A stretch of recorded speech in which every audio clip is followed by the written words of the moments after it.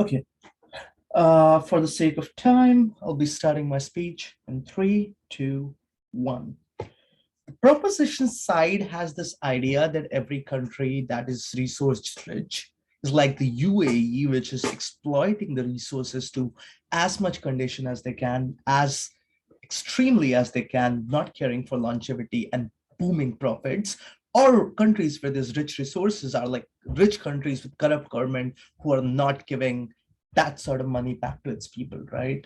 We disagree with that fundamental premise, and we'll show to you why this form of redistribution is problematic in general, not only because for those poor countries to succeed in the future, to be able to get a way out of poverty, but also like it's principally problematic, right?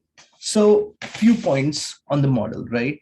Um, Firstly, I don't think we get a clarification on how will the extraction of these resources work.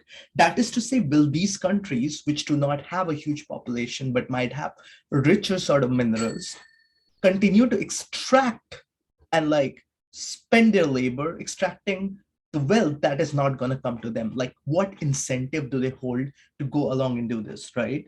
But also, I don't understand, like, they talk about international cooperation.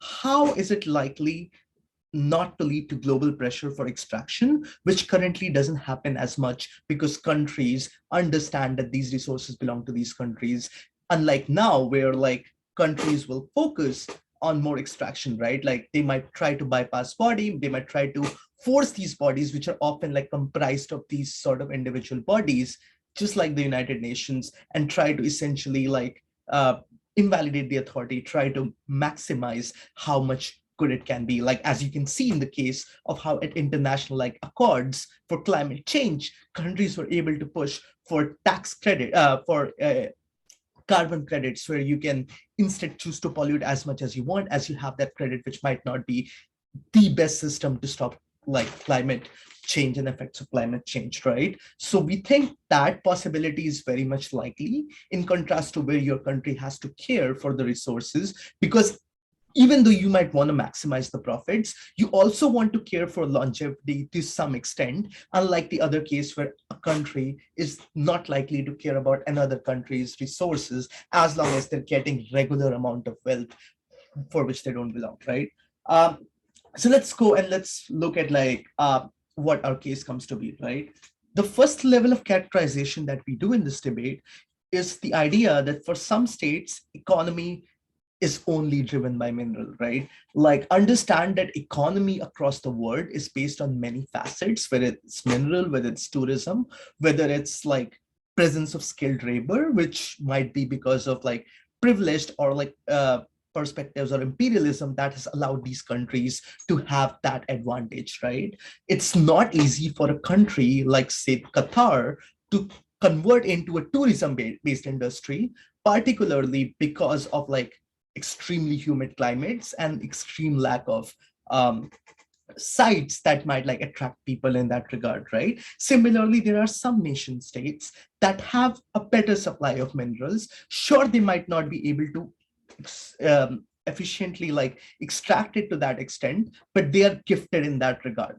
And that sort of skill is important because there's this already inequity in these resources. Redistributing across one of these inequities, which is minerals, is not going to help like certain countries which are already struggling because they have that resource but they're not able to utilize it. But in fact, what it does is it takes away their chance to efficiently extract it in the future and move towards a direction where they could get out of poverty, where they could help their people, right? There are examples of, say, countries like Papua New Guinea, Ghana, Uganda, Tanzania, Mozambique, which are like countries in the global south, which are suffering from lack of like total GDP and wealth, but which have resources that if they start consistently planning, and which some of them have already begun to, in the future, in 50 years, in 60 years, they would have a thriving economy, right? But also understand that um, like if you redistribute this amount of like resources, it only worsens any attempt for economy to rise again, especially given that these states are poor. Like any other aspect they had to improve their economy or like rising their economy was worsened by imperialism, colonialism, theft. So in that regard, like they're already on a back door, and now you take away these resources and you give it to countries which are like population rich, or countries which have like a higher number of people. That does not help them get better, right? Last time redistribution of mineral resources happened in the world was during industrial revolution, when imperialism and colonialism was happening, where countries were going around extracting through like violent means resources and sending them back to say Europe, which was relatively population rich back in time. So understand that idea by isolation doesn't work.